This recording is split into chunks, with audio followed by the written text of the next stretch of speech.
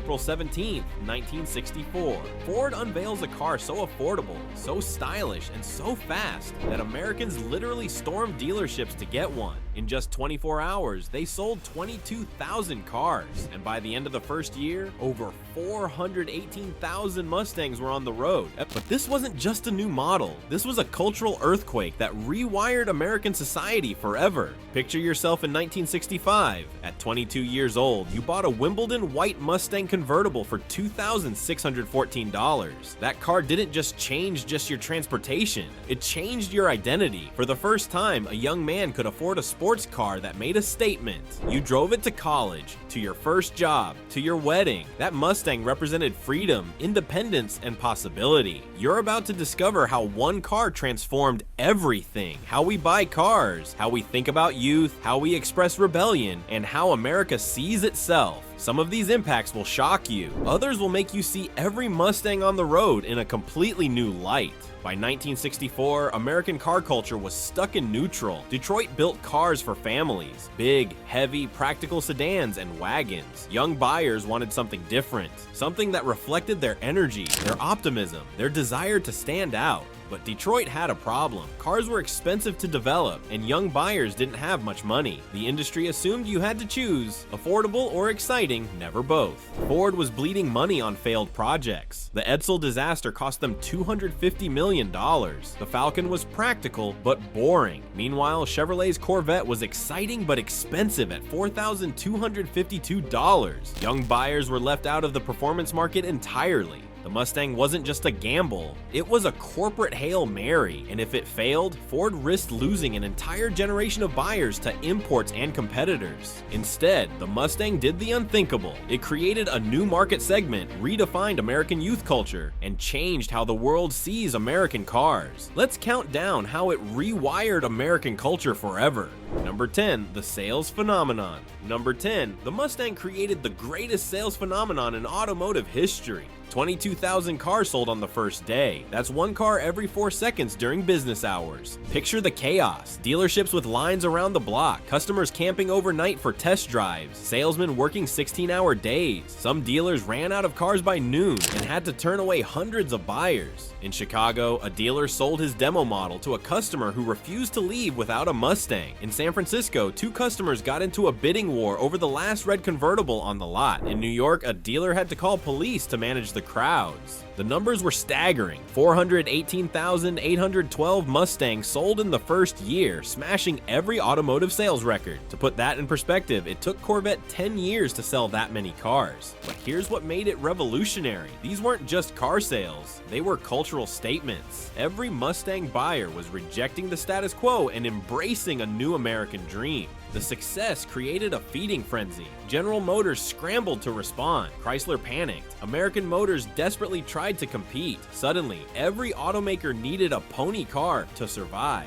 And that leads us to number 9, where the real competition began. Number 9, the Pony Car Wars.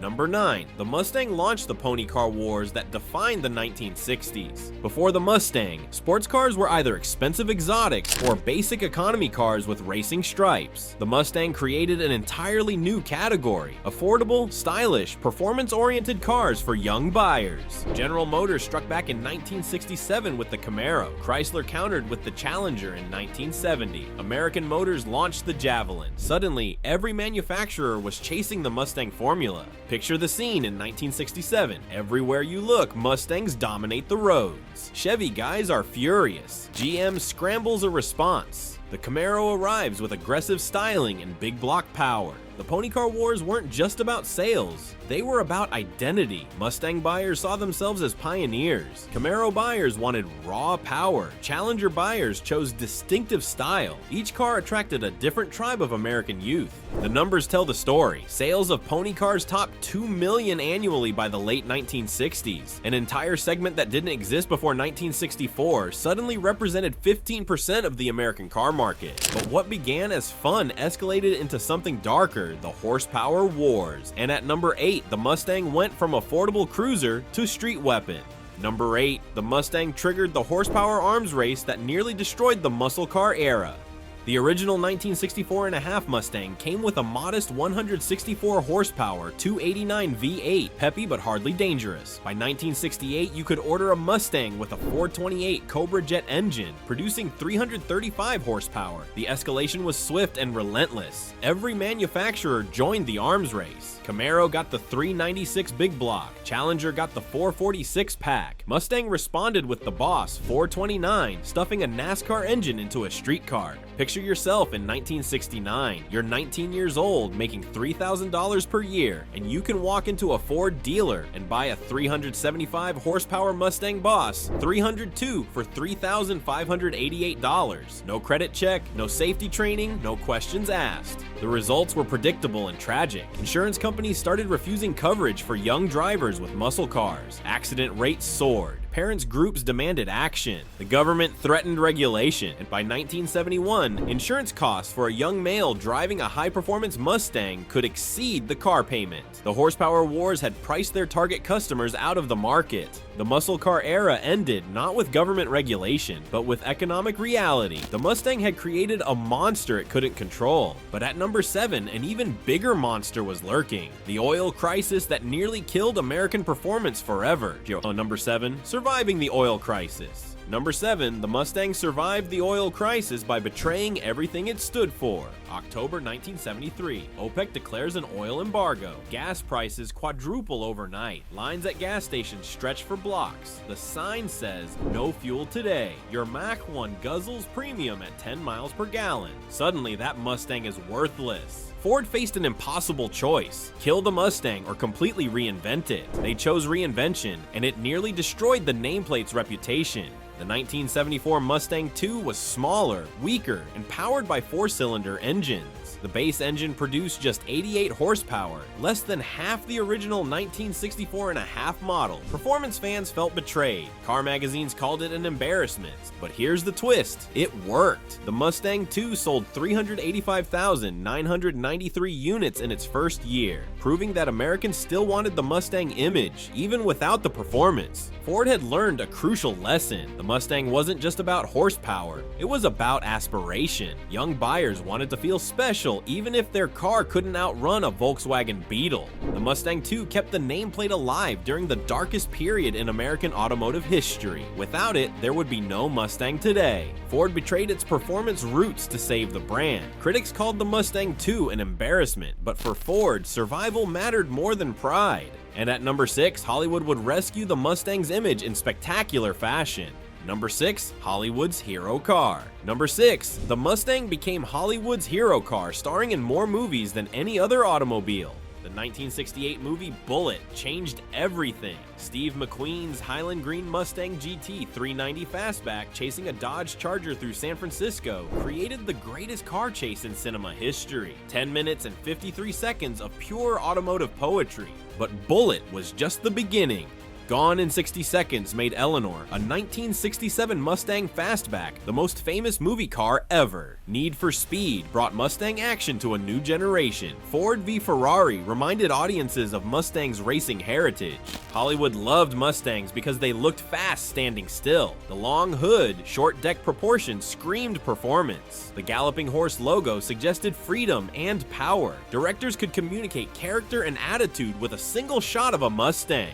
The impact was global. International audiences who had never seen a Mustang in person knew exactly what it represented: American rebellion, freedom, and style. Movie Mustangs sold real Mustangs. Every time a hero drove a Mustang on screen, dealership traffic increased. Ford didn't need to advertise, Hollywood did it for them. The relationship was symbiotic. Movies needed cool cars, and Mustangs needed cultural relevance. Together, they created an image that transcended automotive marketing. But at number 5, the Mustang's influence reached beyond entertainment into the heart of American identity. Number 5, the democratization of performance. Number 5. The Mustang democratized performance, making sports car ownership accessible to ordinary Americans. Before 1964, performance cars were exclusive. A Corvette cost $4,252, equivalent to $41,000 today. A Jaguar E-Type cost even more. Sports cars were toys for the wealthy, not transportation for the masses. The Mustang changed that equation forever. For $2,368, you could buy a car that looked like a sports car, felt like a sports car, and performed like a sports car. Suddenly, a secretary, a teacher, or a factory worker could afford automotive excitement. Picture Mary Rodriguez, a 24-year-old nurse from Los Angeles. In 1965, she earned $4,200 per year. A Corvette would cost her an entire year's salary. But a Mustang? Just 7 months of income for a car that made her feel like a movie star. The Mustang's genius was its options list. You could buy a basic coupe with a 6-cylinder engine for economy, or load it up with a V8, 4-speed transmission, and performance suspension for excitement. One platform, infinite possibilities. This democratization had profound social effects. Performance cars were no longer symbols of wealth. They became symbols of personal choice and individual expression. Young Americans could finally afford to make a statement with their transportation. The Mustang gave them permission to be different, to stand out, to reject conformity. And at number 4, that rejection of conformity became a global phenomenon.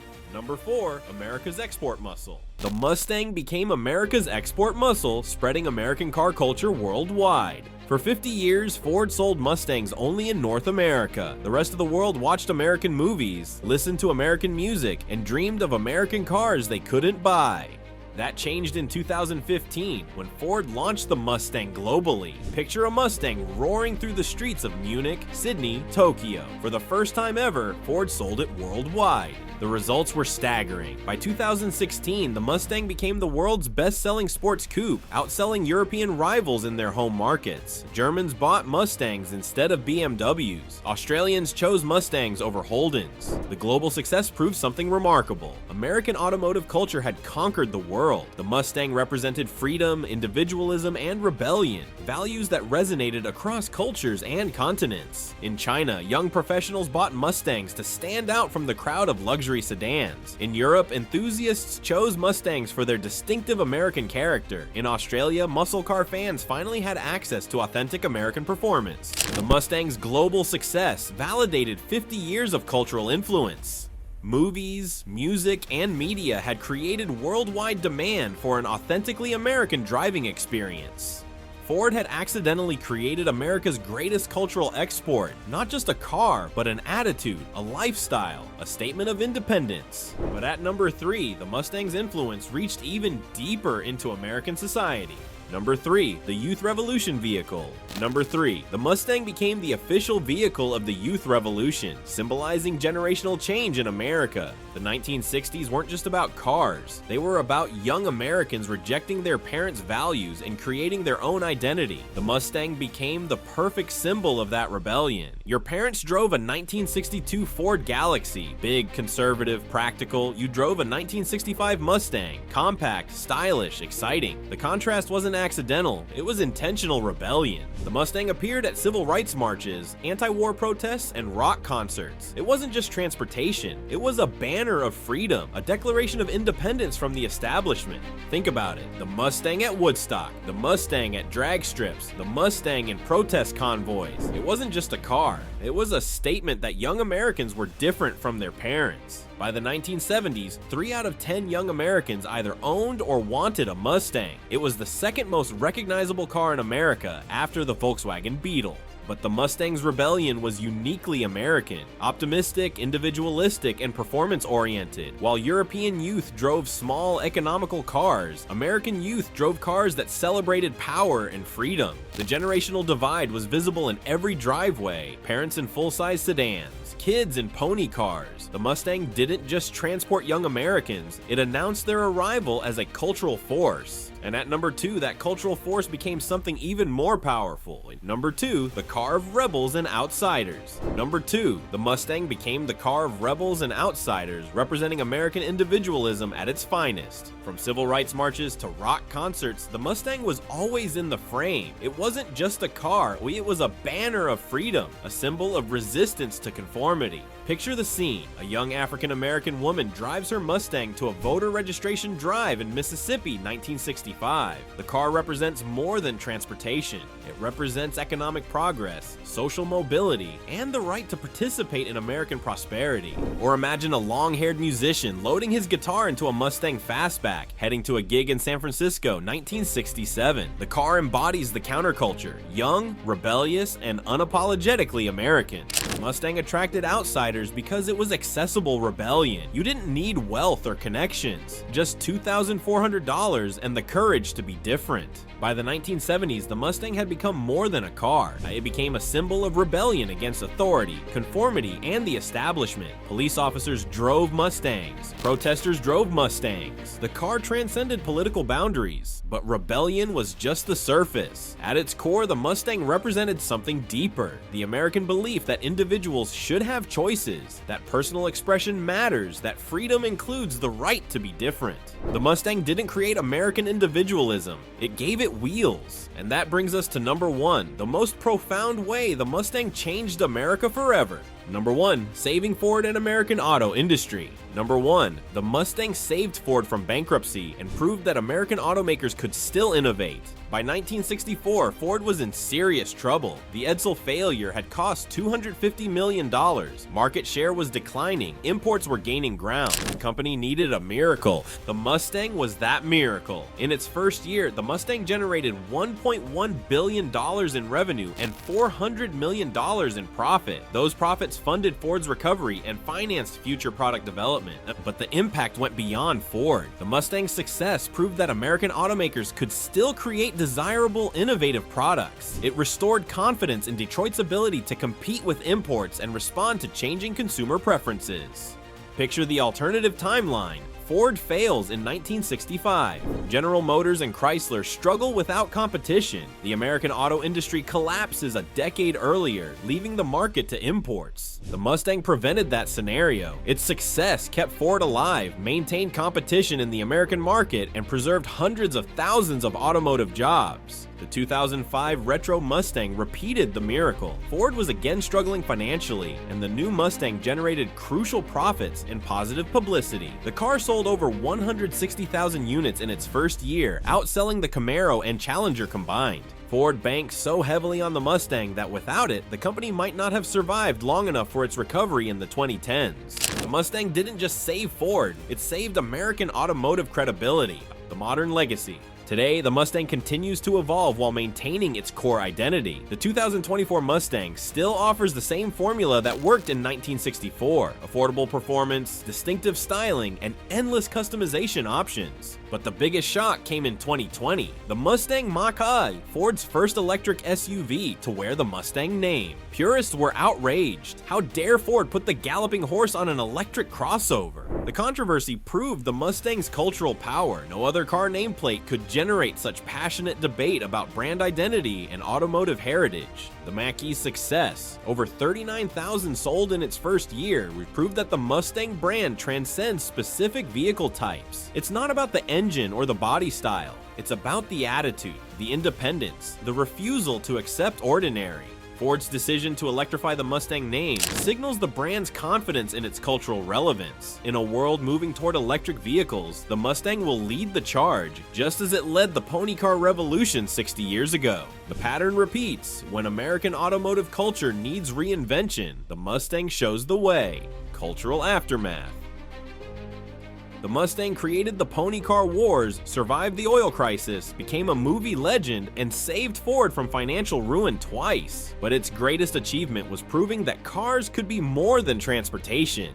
They could be expressions of identity, symbols of freedom, and catalysts for cultural change. Every time you see a Mustang on the road, you're witnessing 60 years of American automotive evolution. That car represents the dreams of millions of Americans who wanted something more than basic transportation. The Mustang's influence extends far beyond the automotive industry. It changed how Americans think about youth, rebellion, and individual expression. It proved that mass-market products could still be special, that affordability didn't require sacrificing style or performance. Today's car culture, with its emphasis on personalization, performance, and emotional connection, traces directly back to the Mustang's 1964 debut. Every modern sports car, from the Camaro to the Challenger to the Corvette, follows the template the Mustang created. The Mustang didn't just change America, it changed the world's perception of American cars. It proved that Detroit could create products that were desirable, not just practical, emotional, not just functional, aspirational, not just affordable. 60 years later, the Mustang continues to represent the best of American automotive culture: innovation, accessibility, and the belief that everyone deserves to drive something special.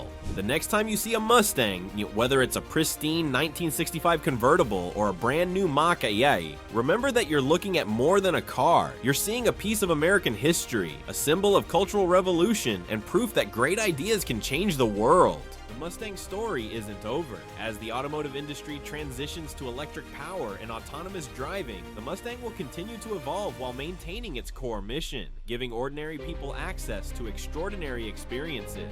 What's your favorite Mustang memory? Maybe it was your first ride in a Friends 5.0. Maybe it was seeing a Boss 429 at a car show. Maybe it was test driving a new GT 500. Drop a comment below and share your Mustang story. And if this video changed how you think about the Mustang's cultural impact, hit that subscribe button. We're exploring how cars shaped American culture, one story at a time. The Mustang proved that cars are more than machines. They're dreams with wheels. And in America, everyone deserves the chance to chase their dreams.